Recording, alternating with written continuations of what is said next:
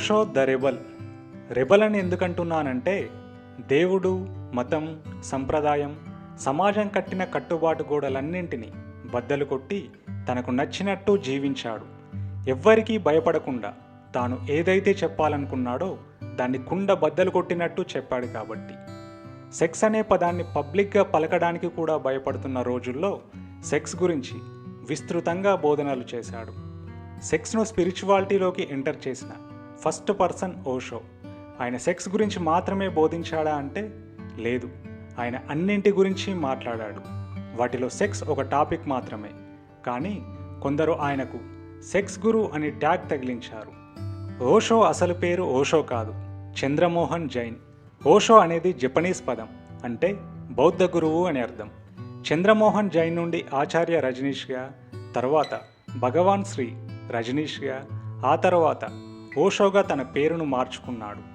Osho December 11, 1931లో మధ్యప్రదేశ్లోని కచ్వాడా అనే చిన్న గ్రామంలో జన్మించాడు. ఓషో అందరి పిల్లల్లానే పెరిగాడు. కానీ అందరిలాగా ఎవరు ఏది చెప్తే దాన్ని నమ్మలేదు, ప్రతిదాన్ని ప్రశ్నించేవాడు. ఓషో కాలేజీలో ఉన్నప్పుడు ఫిలాసఫీ ప్రొఫెసర్ మీద ప్రశ్నల వర్షం కురిపించేవాడు. ఆ ప్రశ్నలకు ప్రొఫెసర్ సమాధానాలు చెప్పలేక తల పట్టుకోవడమే కాదు, ఏకంగా ప్రిన్సిపాల్కి కూడా కంప్లైంట్ ఇచ్చాడు. ఒకరోజు ప్రొఫెసర్ ప్రిన్సిపాల్తో, కాలేజీలో ఉంటే నేనైనా ఉండాలి లేదా చంద్రమోహన్ జైన్ అయినా ఉండాలి అని తేల్చి చెప్పాడు. ఓషో కారణంగా తాను సిలబస్ను కంప్లీట్ చేయలేకపోతున్నానని ప్రొఫెసర్ వాదన. దాంతో వేరే గత్యంతరం లేక ప్రిన్సిపల్ సిఫారసుతో వేరే కాలేజీలో అడ్మిషన్ పొందాడు. కానీ ఓషో గురించి తెలుసుకున్న కాలేజీలన్నీ ఆయన్ని రిజెక్ట్ చేశాయి. ఎందుకంటే మన విద్యా వ్యవస్థ జవాబుల్ని బట్టి పట్టడాన్ని ప్రోత్సహిస్తుంది తప్ప ప్రశ్నించడం నేర్పించదు. అలా ప్రశ్నించేవాడు సమాచారాన్ని వల్లవేసే ఉపాధ్యాయులకి ఎప్పుడూ ఒక కొరకరాని కొయ్యే. చివరికి ఓషో ఓ కాలేజీలో జాయిన్ అయ్యాడు. ఓషో కాలేజీ నుండి బయటికి వచ్చిన తర్వాత ప్రొఫెసర్గా పనిచేశాడు. ఆ తర్వాత ఆ జాబ్కి రిజైన్ చేసి స్పిరిచువల్ గురువుగా అవతారం ఎత్తాడు. ఓషో తన మొదటి ఆశ్రమాన్ని అప్పటి బాంబేలో నెలకొల్పాడు.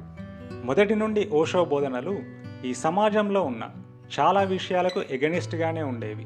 అవి చాలా వివాదాస్పదమయ్యాయి కూడా. కానీ ఆ విభిన్నమైన ఆలోచన ధోరణి ఓషోని ప్రత్యేకంగా నిలబెట్టింది. ఎక్కువ మందిని తన వైపుకు ఆకర్షించేలా చేసింది. అప్పట్లో ఇండియన్ పార్లమెంట్లో ఆయన బోధనలను నిషేధించాలని చర్చలు కూడా జరిగేవి. ఓషో చేసే సెక్స్ బోధనల వల్ల ఎక్కువ మంది ఫారినర్స్ ఆయనకు శిష్యులుగా మారారు. కొన్ని ఆరోగ్య కారణాల వల్ల ఆయన తన ఆశ్రమాన్ని బాంబే నుండి పూణేకి మార్చుకున్నాడు. ఓషో ఆశ్రమం పూణేలో ఉండడం కారణంగానే ఆ తర్వాత పూణే ఒక పర్యాటక కేంద్రంగా కూడా మారింది. ఓషోకి పర్ఫ్యూమ్ స్మెల్ పడేది కాదు. అందుకే ఆయన బోధనలను వినడానికి వచ్చేవాళ్ళు ఎవ్వరూ ఎలాంటి పర్ఫ్యూమ్ వాడకుండా ఉండాలని నిబంధన ఉండేది. వచ్చిన వాళ్ళందరి దగ్గర స్మెల్ చూసే లోపలికి పంపించేవారు. ఓషోకి విదేశీ శిష్యులు ఎక్కువ అవడంతో ఆయన అమెరికాలో కూడా తన ఆశ్రమాన్ని ఏర్పాటు చేయాలనుకున్నాడు. దాంతో 2500 మందితో ఓషో అమెరికా బయలుదేరాడు. ఓషోకి విదేశీ శిష్యులు 93 రోల్స్ రాయిస్ కార్లను బహుమతిగా ఇచ్చారు. నిజానికి వాళ్ళు ఆయనకు 365 రోల్స్ రాయిస్ కార్లను బహుకరించాలనుకున్నారు. ఆయన ప్రతిరోజు ఒక కారులో ఆశ్రమానికి రావాలని వారు కోరుకున్నారు. అదే సమయంలో వలస నిబంధనలను అతిక్రమించాడని ఓషోపై కేసు నమోదైంది. దాంతో ఓషో అమెరికా జైల్లో 17 రోజులు గడపాల్సి వచ్చింది. అమెరికాను వదిలిపెట్టాలన్న నిబంధనతో చివరికి బయటకు వచ్చాడు. ఆ తర్వాత ఓషో చాలా దేశాల్లో ఉండేందుకు ప్రయత్నాలు చేశాడు. కానీ ఏ దేశం కూడా ఓషోకి అనుమతినివ్వలేదు.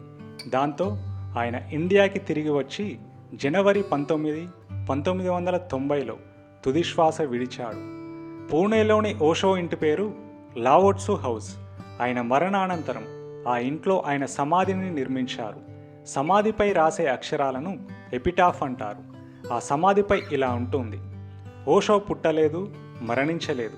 డిసెంబర్ 11, 1931 నుండి జనవరి 19, 1990 మధ్య ఈ భూమిని సందర్శించారు.